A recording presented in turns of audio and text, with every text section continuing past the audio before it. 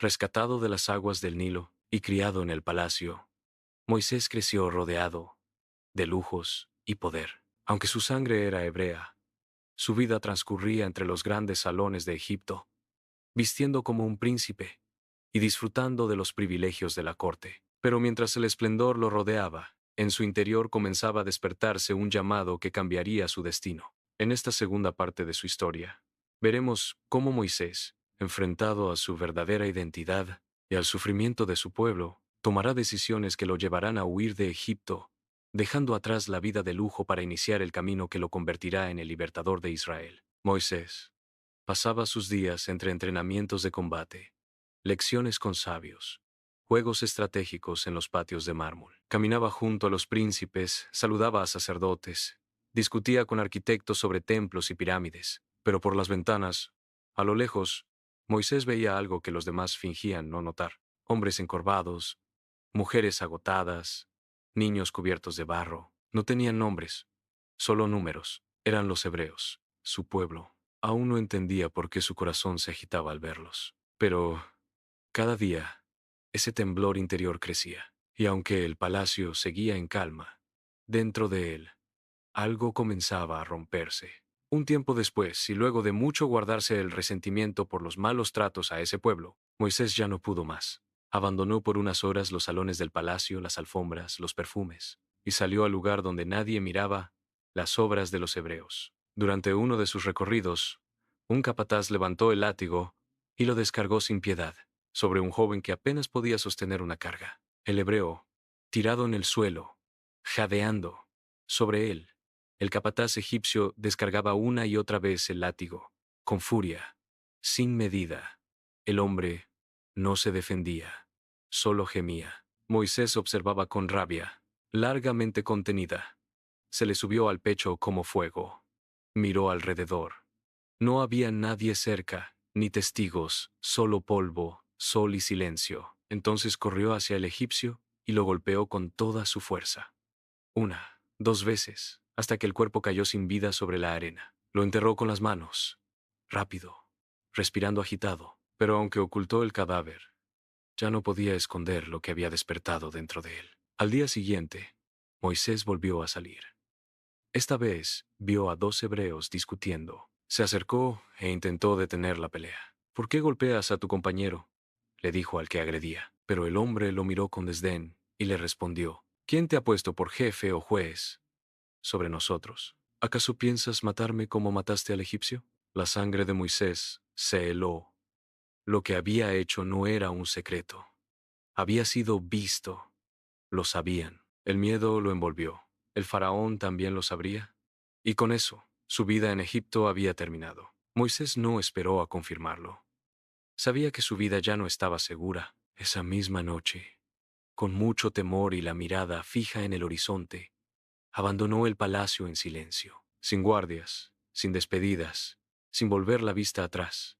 Dejó atrás el mármol, el oro y los títulos. Caminó hacia el desierto, donde solo el polvo y la incertidumbre lo esperaban. Era libre, pero fugitivo. Durante los días pasaban. El sol caía sin piedad sobre su espalda. Con cada paso, sus sandalias se hundían en la arena ardiente, y el silencio era su único compañero. No llevaba más que un manto, un bolso gastado y los recuerdos de una vida partida en dos: el príncipe y el hebreo. El desierto era vasto, la sed lo acosaba, el hambre lo debilitaba, pero su alma por primera vez buscaba algo más que poder o respuestas.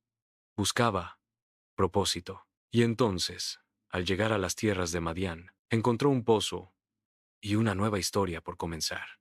No sabía el nombre del lugar ni cuánto tiempo había caminado, pero la vista del pozo fue como agua en medio del alma reseca. A su alrededor, la tierra era más fértil, con colinas bajas, arbustos verdes y algunos pastores a lo lejos.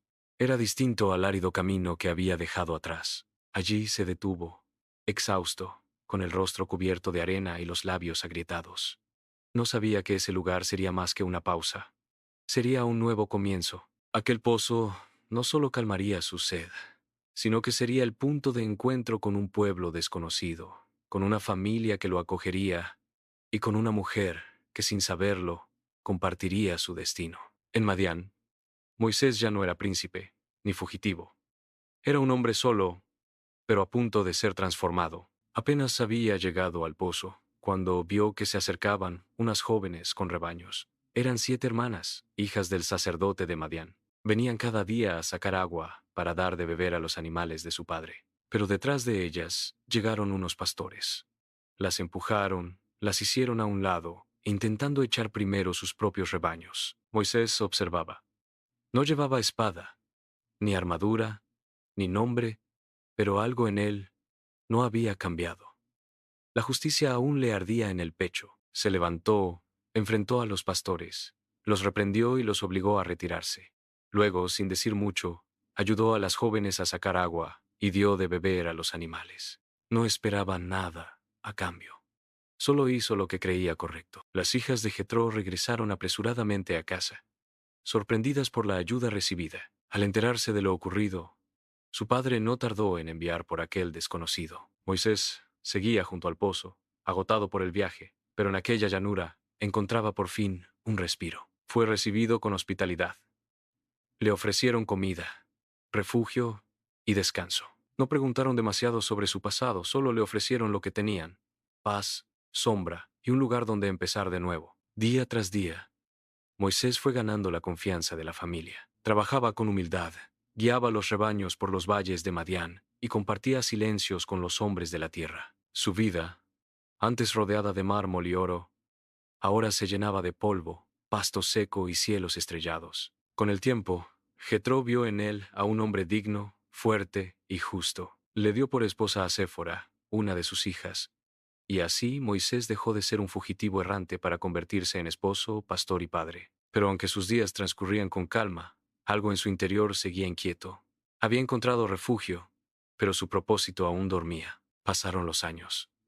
Moisés ya no pensaba como príncipe, ni soñaba con Egipto. Su vida estaba anclada en el silencio de los montes, entre rebaños y caminos polvorientos. Conocía cada piedra del desierto y cada estrella del cielo.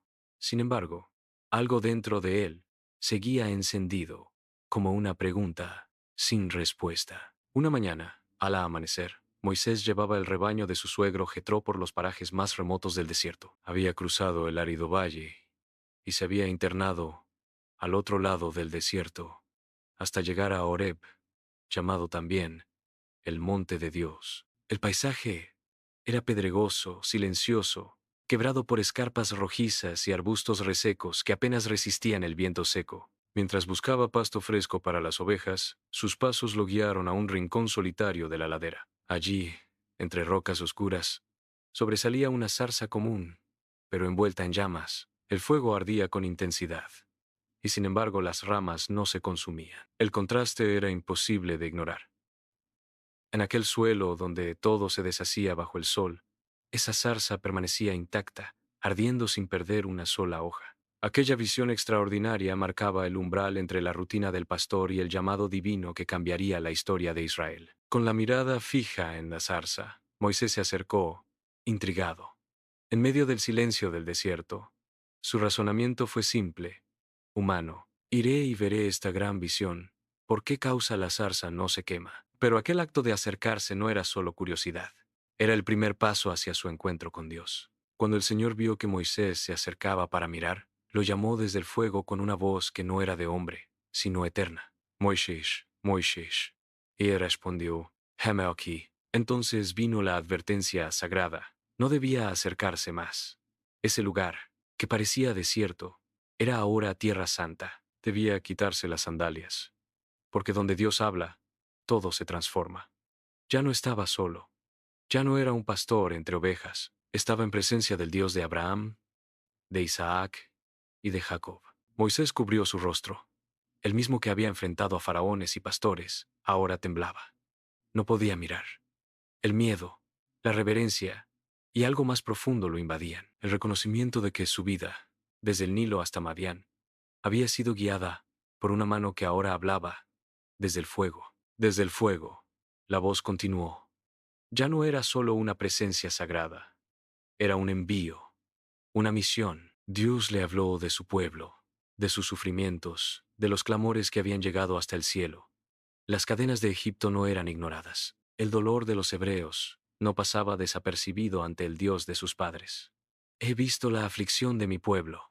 He oído su clamor. Conozco sus angustias. Moisés escuchaba, con el corazón estremecido.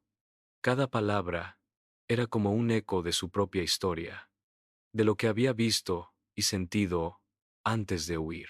Y entonces, la voz le reveló lo impensable.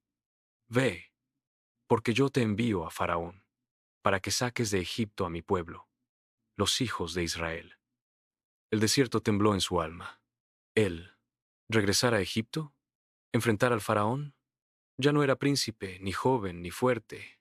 Era un hombre exiliado, desgastado por los años y las dudas. Su respuesta no tardó en brotar, cargada de temor. ¿Quién soy yo para ir ante Faraón? Pero Dios no habló de su fuerza ni de su preparación. Solo le dio una promesa: yo estaré contigo. Y esa sería su verdadera autoridad. Pero Moisés aún temblaba. Las palabras de Dios eran claras, pero su corazón estaba lleno de dudas. Su voz titubeaba, no por falta de fe en Dios, sino por falta de confianza en sí mismo. ¿Y si no me creen? ¿Y si preguntan quién me ha enviado? Dios, paciente, le reveló su nombre. Yo soy el que soy, un nombre eterno, sin tiempo ni límite. El Dios de los patriarcas no solo le hablaba, le confiaba su identidad y su autoridad, para que Moisés no dudara. El Señor le dio señales. Le pidió que arrojara su vara al suelo, y ésta se convirtió en serpiente. Luego, al tomarla de nuevo, volvió a ser vara. Le hizo poner su mano en el pecho, y al sacarla, estaba leprosa. Al volverla a meter, fue sanada. Dios no solo hablaba, mostraba su poder, pero Moisés aún vacilaba. Señor, nunca he sido hombre de palabras, ni antes ni ahora. Soy torpe de boca y de lengua. Era sincero. No era un orador, no era un líder carismático, pero Dios, con firmeza y compasión, le respondió: ¿quién dio la boca al hombre? ¿No soy yo el Señor? Ve, y yo estaré con tu boca. Aún así, Moisés suplicó: envía a otro, a quien tú quieras. Entonces, por primera vez, la paciencia de Dios se agitó, pero no lo rechazó. Le dio un compañero, a Aarón, su hermano, que hablaría por él. Moisés ya no tenía excusas. Solo tenía un llamado, una promesa y un camino que lo llevaría de regreso al imperio del que había huido, esta vez no como fugitivo, sino como mensajero de Dios. Luego de ese encuentro con Dios en el monte Horeb, Moisés descendió del monte con el alma agitada. Ya no era el mismo. El hombre que había subido con un bastón de pastor bajó con una misión divina. Regresó a casa de Jetro, su suegro, y pidió permiso para volver a Egipto, diciendo que deseaba ver si aún vivían sus hermanos. Jetro le dio su bendición. Moisés se preparó en silencio. Tomó a su esposa Séfora y a sus hijos, los montó en un asno, y emprendió el camino de regreso. En su mano llevaba la vara que Dios le había dado. Ya no era solo un instrumento de pastor, ahora era un símbolo del poder divino. Durante el viaje, el Señor le confirmó lo que habría de hacer: hablar ante Faraón, hacer milagros y anunciar su mensaje. Pero también le advirtió: el corazón del rey sería duro, y no dejaría ir fácilmente al pueblo. Moisés no volvería como Salvador glorioso, sino como profeta enfrentando la resistencia de un imperio. Fue en ese camino que se produjo un momento extraño y misterioso. El Señor se le enfrentó, como si quisiera quitarle la vida. Pero Séfora, comprendiendo la gravedad del asunto, tomó una piedra afilada y circuncidó a su hijo, tocando con ella los pies de Moisés. Con ese acto, el pacto fue restaurado. Moisés había sido llamado a liberar al pueblo del pacto, y no podía hacerlo sin antes cumplirlo en su propia casa. El desierto ya quedaba atrás. El hombre que una vez huyó por miedo, ahora regresaba por obediencia. No era el mismo que salió del palacio cubierto de oro. Era un siervo marcado por el fuego de Dios, con una vara en la mano, una palabra en los labios y una misión grabada en el alma. Frente a él, Egipto; detrás, el silencio de Madián; y dentro de él, la certeza de que lo imposible estaba por comenzar. Aquí concluye la segunda parte de la historia de Moisés. Lo más extraordinario aún está por desplegarse: la ineludible confrontación con el faraón, las señales que sacudirán a Egipto, el clamor de un pueblo que anhela redención y la promesa de libertad capaz de quebrar las cadenas del imperio más poderoso de la tierra.